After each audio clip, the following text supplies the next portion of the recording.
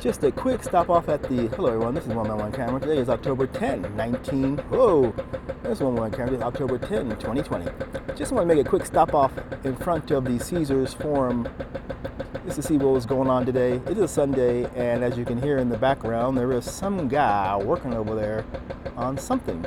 This $375 million facility is due to open in 2020, and it's also due to have the NFL draft will be right here.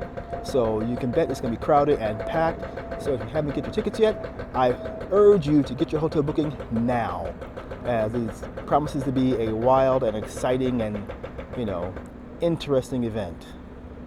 I stopped talking and the machine stops. Great. Wonderful. Wait a minute. Any more hammering? Oh, there we are. That's the ticket.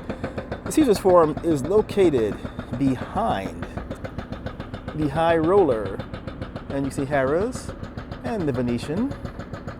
And there is one of the monorail stops. And as I understand, they're making a new monorail stop for the Caesars Forum to make it easier for the guests to just drop on in. Now let's hope this is on time and on budget. And let's hope the NFL draft is very nice. This is just a short video today, because actually there is not really much to talk about and or see.